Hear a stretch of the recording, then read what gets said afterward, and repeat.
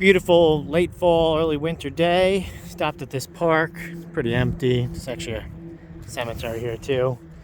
And thought I would do a final video on something I forgot about, which is this seat. So what we got here is the Harley Comfort Flex seat. And I did an early video showing when I got it. I have it sort of installed a little special. But I don't see a ton of these, and there's a great video that's in Japanese that shows how these things work. So I thought I'd do one that was in English. So 82 FLH. I think these seats fit on anything, whether you have the pole. Mine had that. I had a single seat with on the shaft, the spring shaft that goes in there, and then you have this. And so I probably have done the other video that shows the ratcheting mechanism, and this is going to be really hard to do one-handed. Let me see if I can get going. Okay, so what you have is, and mine's a little special, and I popped the clamp. So I have a little clamp that makes sure it doesn't go all the way back or lock out. But this is in its upright position, okay? And you can access your oil and your wiring. I've moved my stuff around a little bit, so still cleaning things up. And it has, let's see if you'll be able to see it, 4 notches under there. And that decides the pre-height, I guess, based on that, how high it's standing off the bike. So if I drop it all the way down, it's just like a normal seat. It's on the bike.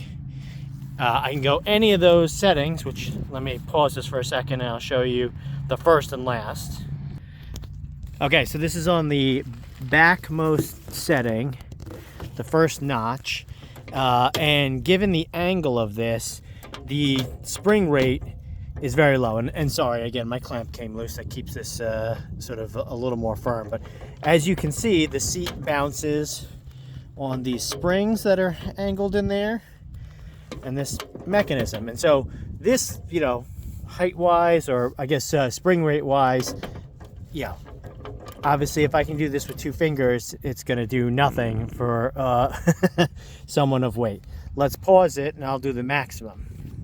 Okay, so now we're on the maximum, and I can still move it with 2 fingers, just to show you.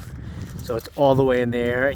Some of these things had like a lever, but basically you just reach your hand in and slide it. And so now it's got, maybe a bit higher, and also the spring rate is harder. That said, if you look at these springs, this thing, there is no way in hell it's holding up man, woman, or child to any degree. It's not like it's floating, and actually, as you can see, I've added some preload adjusters in here that I made myself that are working, but not exactly Harley perfect. And so the idea of this seat, unless I'm wrong, or unless you're supposed to do it, it can be done. There is a fitting to have it work with the front pogo as well, but then you wouldn't have this ratcheting action where you could pull it back. The idea is that this is more like horse riding, and so it's not supposed to float you the entire time and soak up everything. What it is it's basically almost holding you off the bike as if you're standing in the stirrups. And so when I go over, when I have this in any of these settings, but obviously the higher the better, if you just put a little bit of pressure on your floorboards, you're basically floating with almost no weight on the bike. And so as you hit bumps, the bike moves, everything moves and stuff like that, but you don't really get much transmitted to yourself. This is different than if you have something that is actually on a pogo or different type of suspension. So I don't think this is made to hold you up and remove all possibility bumps or have you sort of floating. It's really meant to be more like horseback riding, where you're holding yourself up, but it's helping you so your legs never get tired, because it takes almost no effort to keep yourself at that level, and you're still on the bike when you're doing it. So maybe I'm wrong, maybe I got this all wrong.